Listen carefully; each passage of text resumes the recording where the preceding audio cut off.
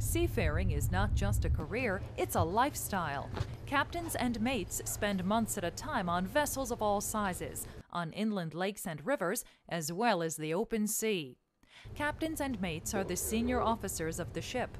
Earning one of these positions usually comes after years on board, demonstrating competence and working your way up through the ranks. The captain is responsible for every aspect of the voyage. He or she sets course and speed, directs crew members, and ensures that proper procedures are followed, keeping logs and records of the ship's movements and cargo. The captain checks that the vessel is in good working order, shipshape as they say, and supervises the loading and unloading of cargo and passengers. Mates are the captain's right hands.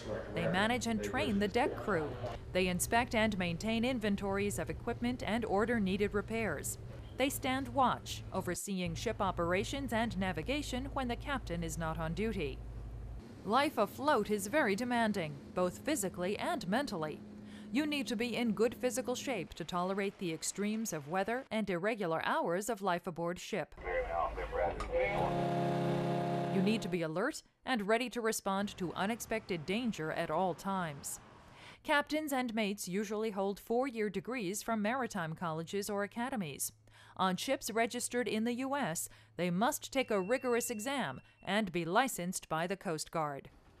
If you're willing and able to handle a lot of responsibility and can't resist the call of the sea, you might set sail for a nautical career.